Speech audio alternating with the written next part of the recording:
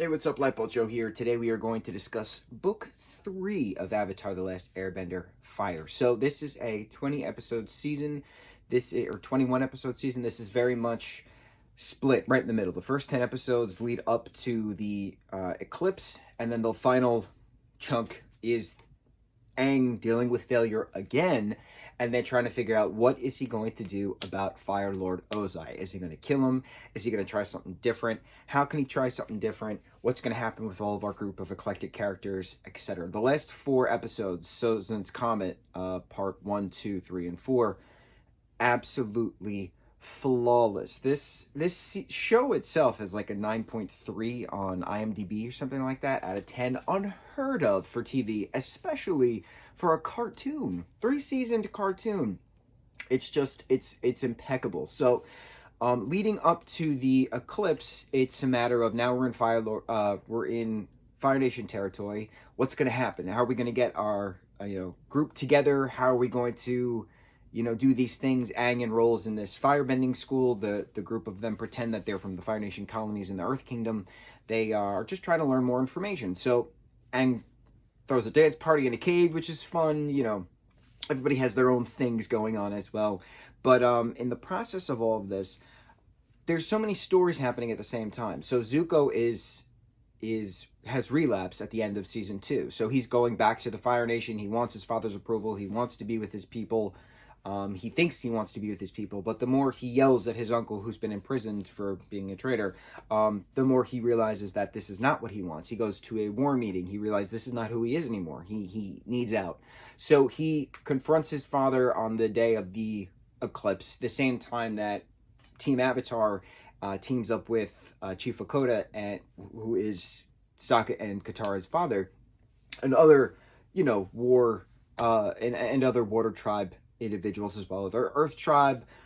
We get the mechanic with his son back. We get Haru and his father back. We get Pipsqueak and the Duke back. Still don't know if Jet is actually dead or not, but it's heavily alluded to. But then they make a joke that it was very unclear if Jet is dead or not when we see the players of Ember Island. That was a hysterical episode in itself. But everyone's trying to do their thing. Everyone's leading up. So the whole Ember Island episode of Zuko, Mai, Ty Lee, and Azula doing their thing, pretending they're not royalty, but then realizing that they are important, so they should act important. Having the screaming matches on the beach, that was pretty showing some revelations, if you will.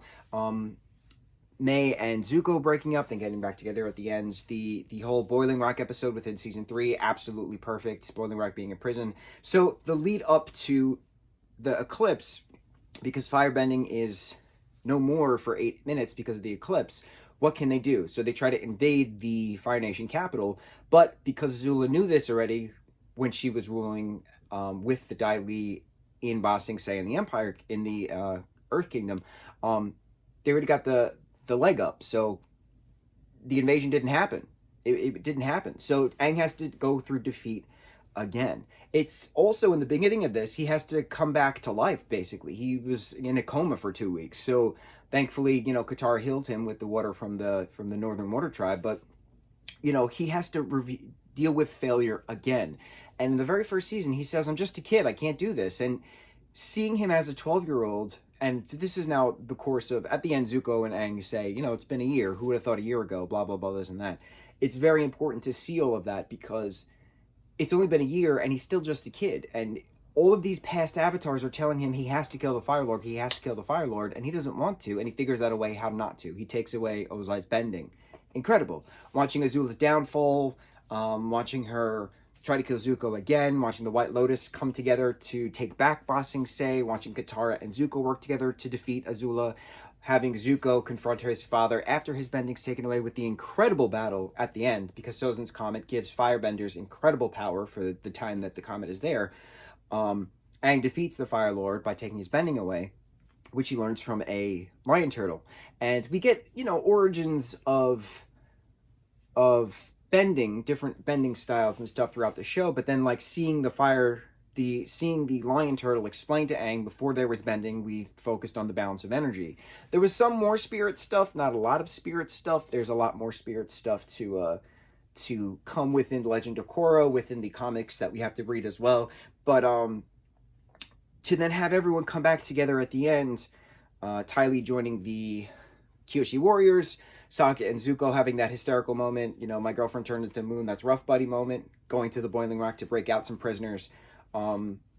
Just things coming together and leading into the comics, which then eventually lead into the Legend of Korra. It's just so impeccably gorgeous. You know, I wear these tattoos with pride because so much character development happens, not just with Zuko, not just with Aang, not just with Sokka, but so many characters have so many different developments, for better or worse. And it's just such an incredible show, an incredible fandom, an incredible universe that is still withholding the test of time. You know, 2005 was a long time ago when this first started, and it's still going. It's still going. So we're going to start Book of Korra. That's got 4 seasons, and we're going to read the comics and get through those as well. We can do this. Mucho mahalo.